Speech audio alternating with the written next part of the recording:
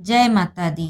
चैत्र नवरात्रि का आज चौथा दिन है। इस दिन देवी दुर्गा के चतुर्थ स्वरूप यानी माता कुष्मांडा की पूजा अर्चना की जाती है। देवी कुष्मांडा अपने भक्तों के सभी दुख हरने वाली और सदैव सुख समृद्धि प्रदान करने वाली हैं। देवी कुष्मांडा मुस्कुराती हुई देवी के नाम से भी विख्यात हैं। इनकी 8 भुजाएं हैं जिसमें विभिन्न प्रकार के अस्त्र शस्त्र धारण करती हैं, जैसे कि कमंडल, धनुष, बाण, अमृत कलश, कमलमाला और गदा। कुष्मांडा शब्द 3 शब्दों से मिलकर बना है। इसमें कु शब्द का अर्थ है छोटा, उष्मा शब्द का अर्थ है गर्मी और अंड शब्द का अर्थ है अंडा। परंतु देवी कुष्मांडा का यह नाम भला कैसे पड़ा, आज के वीडियो में हम जानेंगे। चलिए चैत्र नवरात्रि के चतुर्थ दिन पर प्रारंभ करते हैं देवी कुष्मांडा से जुड़ी एक पौराणिक कथा। देवी दुर्गा से जुड़े एक पुराण में कहा गया है कि इस ब्रह्मांड की सृष्टि से पूर्व केवल अंधकार था और उस समय देवी कुष्मांडा ने ही इस ब्रह्मांड की उत्पत्ति की जिसमें हम रहते हैं। लेकिन देवी कुष्मांडा का निवास स्थान कहाँ पर है? कहते हैं कि सूर्य के मूल में देवी कुष्मांडा निवास करती हैं, बल्कि यूं कहे कि सूर्य में ऊर्जा और गर्मी भी वह प्रदान करती हैं। वह देवी कुष्मांडा है जो सूर्य को दिशा प्रदान करती हैं। जब यह ब्रह्मांड नहीं था तो देवी कुष्मांडा ने अपनी असीमित शक्ति से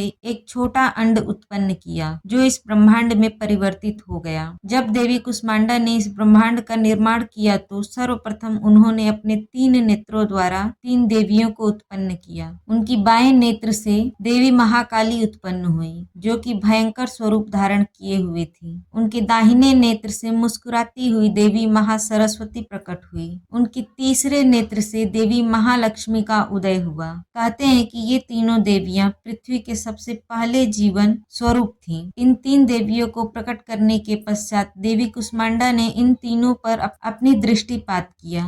सर्वप्रथम देवी कुष्मांडा ने देवी महाकाली पर दृष्टिपात किया और उनसे एक नर तथा मादा उत्पन्न हुए। नर का नाम हुआ शिव और उनके 5 मुख थे तथा 10 भुजाएं थी। जो मादा उत्पन्न हुई उनका नाम पड़ा देवी सरस्वती। उनका 1 मुख और 4 भुजाएं थी। इसके पश्चात देवी कुष्मांडा ने अपनी दृष्टि देवी महालक्ष्मी पर डाली और उनसे भी एक नर तथा मादा उत्पन्न हुए। नर का नाम हुआ ब्रह्मा। उनकी 4 भुजाएं और 4 सिर थे और जो मादा उत्पन्न हुई उनका नाम था देवी लक्ष्मी।